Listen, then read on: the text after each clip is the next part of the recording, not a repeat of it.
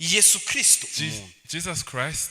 Igitangaza suko Yesu ari Imana, igitangaza nuko Yesu yabaye umuntu. The miracle was not Jesus is man, is that Jesus was a man. He wore the flesh. Yesu ni Imana ntacyo yamariye isi. Yesu nk'umuntu yacunguye isi. Jesus as God did not do anything, was not valuable to the world, but Jesus as a man was more valuable than that. Turibuka pana Imana yazutse ahubwo umuntu wazuwe n'Imana. We remember not a God that resurrected, but a man that was resurrected by God. How good is to have a God in a man form. Abantu bari bafite Imana y'Imana yarabarangije. Twe dufite Imana y'umuntu turi mu buntu. Kubera iki? Hashimwe ko dufite Imana y'umuntu. And those who had God in God's stature, message ya kabiri, they were perished, but those who had God in a man's stature, they got saved. Now blessed are the nations that have God as their man. Now speaking about this, it might be like an insult to God. But God himself, he was not ashamed to say that Jesus is my beloved son. Now, Imana yacu yambaye mubiri. Imana birayishimisha biranayitungura byatumye ifata icyubahiro cyose n'ubwami bwose buhereza uwo muntu. Igihe kirageze ntituzongeye kugira isoni yuko Imana yacu yigeze kwamba palugla azada imanuka kwisi. Something that was shameful to us was even more pleasing to God to say that this is my beloved son and my kingdom and everything that is on my right side I'm giving it to that son. How blessed is to have a God that is in the Mount for. There is only one mediator. There's only one mediator between God and people is Jesus Christ. A man. Jesus is God. It is not of importance to us, but Jesus as a man is important. On the right side of God, that person who has is not a God. He is a man.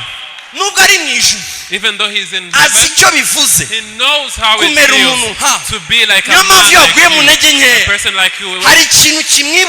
When you get into your weaknesses, he feels it. That's why he says and requested that every single time we drink and eat in remembrance. Because in heaven, he also remembers that. He also remembers himself. How things come, how you get into your weaknesses. When one of us get into his weaknesses, he doesn't laugh at person. He doesn't do his story. He goes and says, remember me, I was also in that place.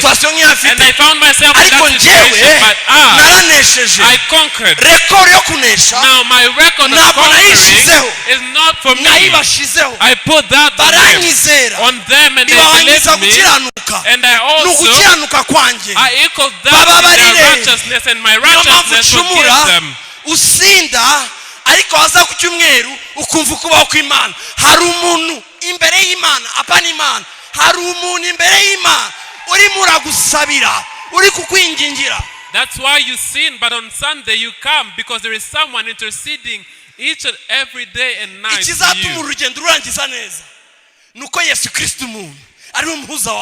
Is that Jesus Christ is your mediator.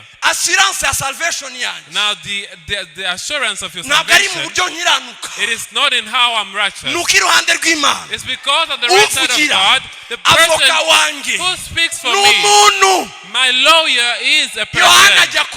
And John went far and said, Christians, what is Antichrist?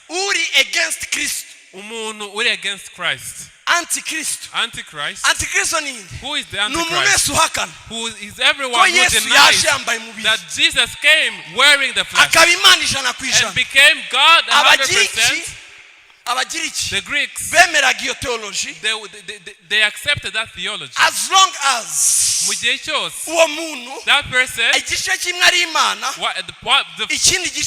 the first part is God and the other is son. 50% God, a human, and 50% God, 50% man. 50% God and 50% human. That's not why. Yes, now got 50% God. That's not what Jesus came to preach, because that was not ntabwo ari imana y'ingiriki. because he's not a God of the Greeks. Yesu yari ijana ku ijana umuntu, Jesus was 100% ari human ijana ku ijana imana, and 100% God. ariko But ibyamushimishije, thing that pleased him, ibyari icyubahiro cye, things that were si glorious to icyubahiro him, yuko yahoranye n'imana mu ijuru. it was not that he was with God in heaven. Icyubahiro cye His glory cyari uko was that nubwo yari ahwanye n'imana, even though he was equal to God, yabonye yuko atari ibintu byo he kugundirwa, could see that that was not yiyambura ubumana bwose, with him, and he yambara ubumuntu.